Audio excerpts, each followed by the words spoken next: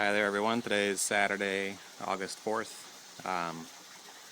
This is how my aquaponics system is doing this week. Not a whole lot different. First let me start over here with the wicking beds. This is my first wicking bed with some chili plants that have started to put out some chilies.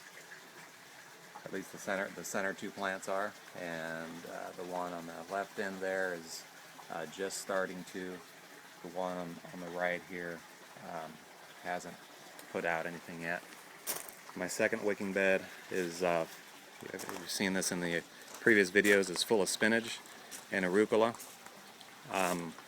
This is interesting for me because I've never grown spinach before, and what I like about it is that it just keeps growing back. You can take away from it over and over and over again. I don't know for how long that'll continue to be the case, but I'm hoping it'll be for a long time. The leaves are just really nice. You can see these are some of the nicer ones right here, those really big ones. And then also in here we have arugula, as you can see right here. Again, this is a wicking bed, not part of the aquaponics system.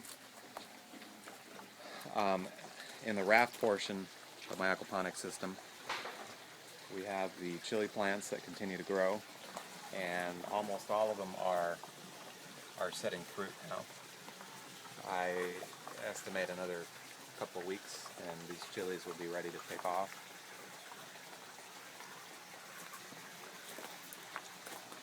So I've got them all along the back row here. Here are some of the more fully grown ones back in here.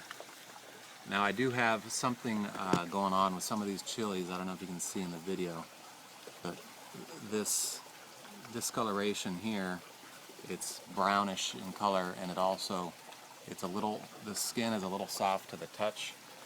I cut another one off and opened it to see if there were any worms or anything like that in there, and I couldn't. There definitely isn't anything visible that's growing in there.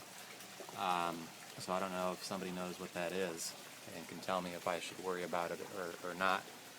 Whether I should cut the ones that have that off the plant or just leave them on. But here's some more chilies back in here. So these plants are looking fairly good as long as I don't have some sort of disease that breaks out. And also in these beds I have arugula, as you can see here.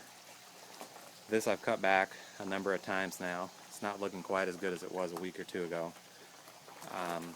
But most of these leaves are still good.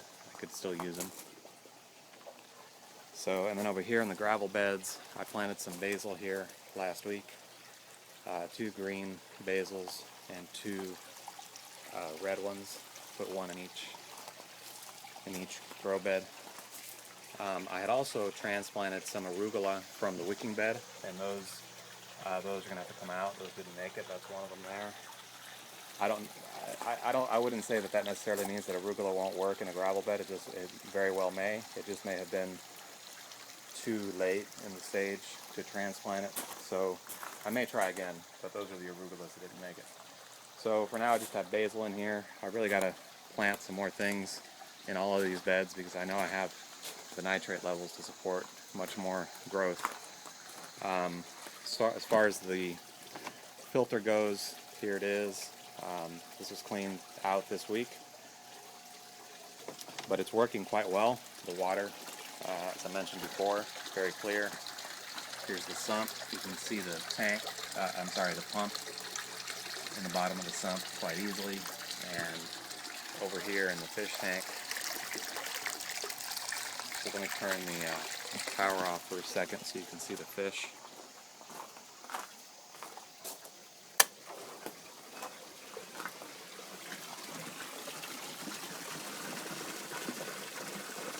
Without the bubbles in the way, you can see the fish a little better.